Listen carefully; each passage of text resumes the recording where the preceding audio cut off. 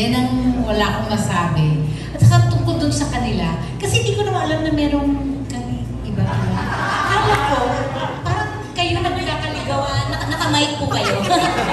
eh kasi, alam mo, I follow them both on Instagram. Pero siyempre, pag yung algorithm, hindi ko kita laging nakikita. So hindi ko alam na meron. Kala ko, kaya sabi ko, kayo na ba?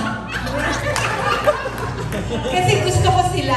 I mean, kung anak kitang sa totoong buhay, at may mayaman na, mabait pa, simpatiko, eh game na. Diba? Yun, kaya ang katanong, kayo na ba? Diba? Hindi ko alam na meron. Sorry naman. Hindi ko nakikita lagi sa algorithm. Kaya pala si Tita A, hindi niyo po nakikita. Kaya po nagtatanong, tatanong ka siya dito. Diba? Hindi ko naman alam. Kasi sa maganda pwede. Effective. Kinikilig nga ako sa inyo. Hindi chika kikilig ko. Hindi ako parang mag-comment pa doon kay direct, diba? Pero talagang kinilig ako sa trailer. Sorry naman. Talagang kinikilig ako. Kaya pala tanong ka ng tanong Tita A dito. Kanina pa. Yung siguro, pasalitain natin the rest of the cast. Ay, sorry po, lahat ni Sining. Sorry po. Lahat kinikilig. Sorry po, what is the question po? Kayo na ba, Divine? Kami na. Oo, matagal na. Ano po? Kasi last question ko, babalikan ko talaga si Barbie at saka si David. So, yung sabi ko sa inyo, yung discoveries nyo, working with each other in this particular movie. Ako po, mas maraming akong eksena kay Barbie at talagang gusto ko yung work etiquette ni Barbie. Talagang, very good ka. Galing talaga niya. Very good talaga yung etiquette niya. Talagang, alam niyo ba, an actor prepares. Si Barbie, she prepares a lot. Talaga. Kaya may mga eksena na minsan, nakakalimutan ko makaka-eksena tayo, nanonood ako sa'yo. Totoo, kasi minsan nabubulol kasi natutuwa ako sa preparation ni Barbie as an actress. Sana maging national artist ka. Manifest natin yan. Manifest ko yan. Magiging national artist si Barbie Fortesa. Bata ka to. Ano ka to? Yun po. Yun po yung discovery ko sa iyo. Dahil sa pag-libre ko po kasi. Oh, kapi naman dyan. Ako naman po ay second the motion kasi bilang bago pong artista, medyo sobrang pressure po talaga ako, especially kapag yung scenes ko with Barbie and David. And halos lahat po ng scenes ko in this movie is with Barbie and David lang talaga. So minsan, yeah, sorry direct, pero you know, I kind of forget my lines, ganyan. Pero sobrang galing po talaga ni Barbie talaga. As in, sobrang dami ko rin naka-work ng mga ibang artista. Si Barbie lang talagang top 1 na mapapahanga ka talaga while she's acting in front of you. At saka lagi siya nagpapakape sa akin. As in, 3 times a day kami nagkakape sa taping. So, pero yun, the pinaka-biggest discovery is sobrang galing na ng dalawa. And worth it tong movie na panoorin talaga. And sobrang na-pressure ako sa kanila. So, shit. Yun. Yeah. Tita, so feeling ko, kasama ko lagi si Adam eh. Nung una, kala ko sila talaga. Kasi hindi ko naman alam yung love team nila eh. Kung Barda. Pero yung nasa set kami, parang meron eh. So, ako, sobrang forward ko. David, ano ba? Trip mo ba si Barbie? Tapos, hindi niya ako masagot minsan. Ano to iba? Diba? Inuman? Trip mo siya? Ano to yun? Meron yun, diretso. Wala nang padalos-dalos. Okay. Pero like what David said, Tita, when you're working together with someone for so long, you spend so much time, there's a big chance. And they're both great people. They're both great actors and an actress. And there's a big chance. But that's all up to them na. So we just have to wait and see, right? Wow, nandun yung pressure. Alam ko marami pang gusto magtanong, but let me ask one last question. David. parang nagugulat si David eh. David. May beer ba dyan? Beer? Is there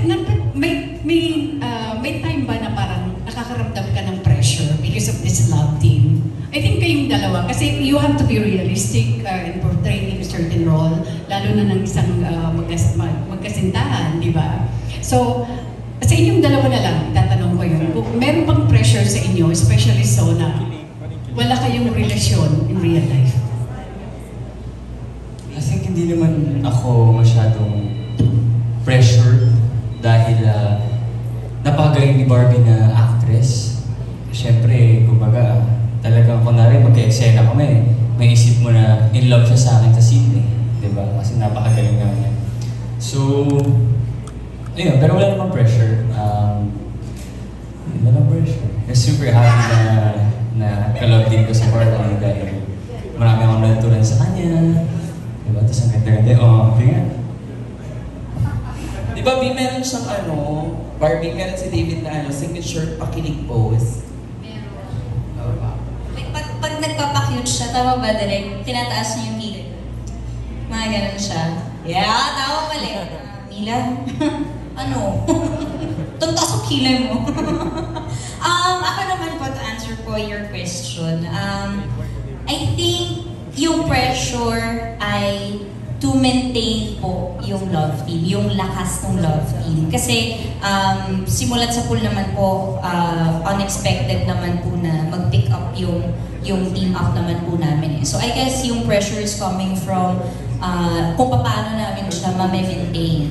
At sana masulit namin ang partnership na ito, hindi ba?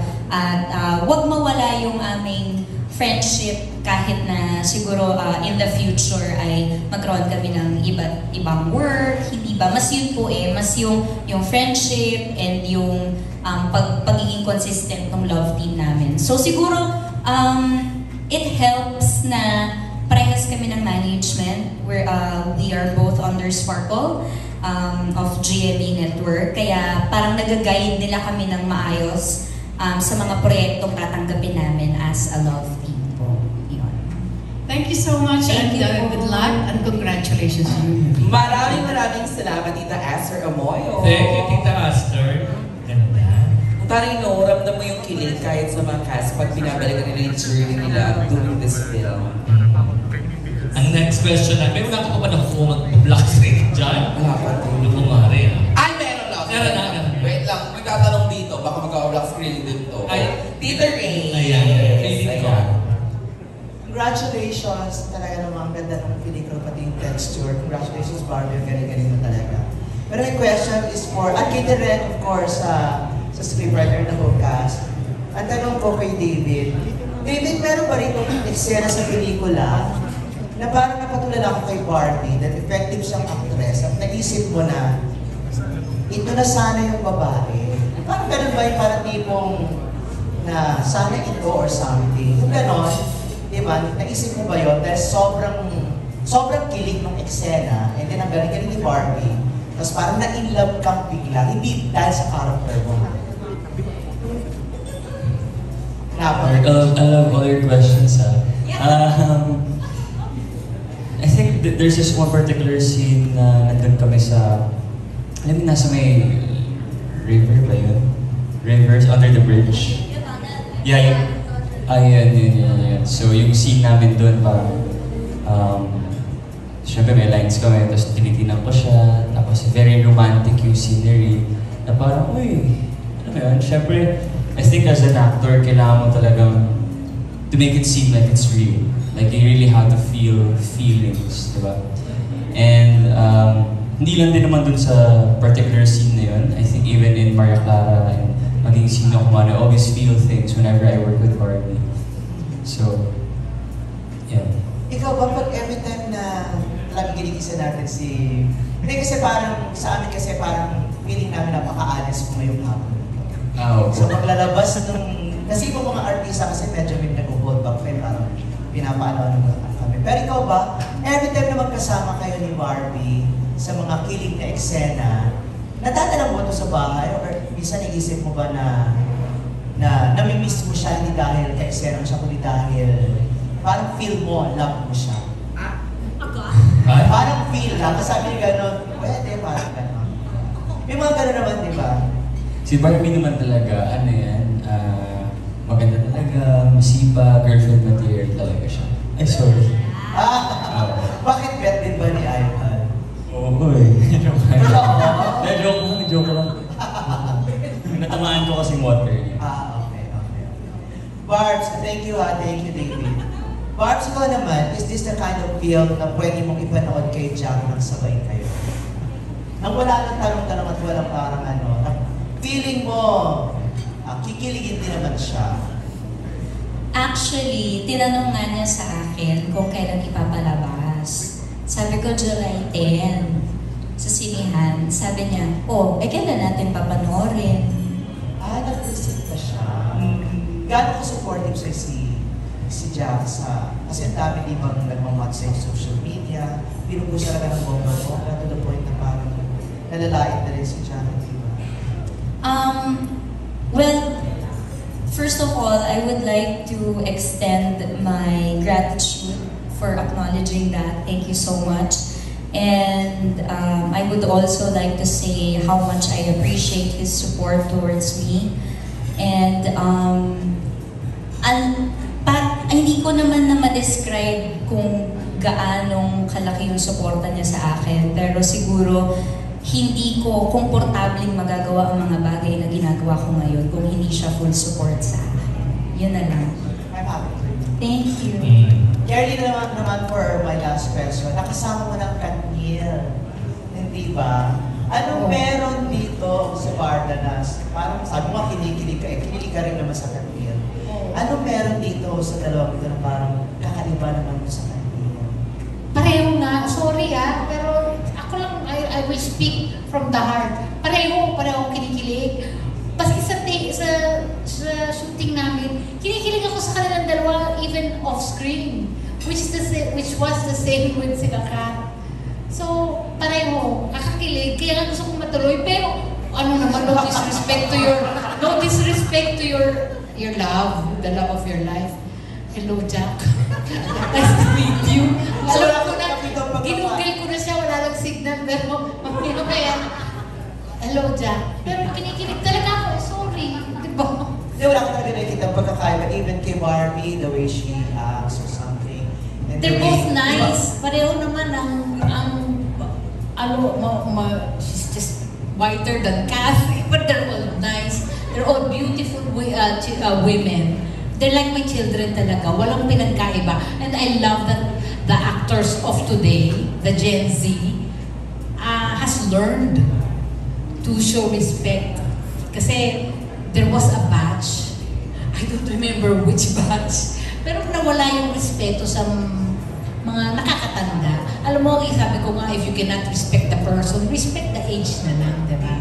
Pero these youngsters, they're also nice. Wala akong masabi. Parang inaral nila at sinapuso nila kung anong importante sa buhay, respeto. And I love that for all of them, all of these young kids who I have worked with. Yeah. Kuya Lar, hello. Dali, hello. Kuya Lar, hindi kasi nabanggit kanina.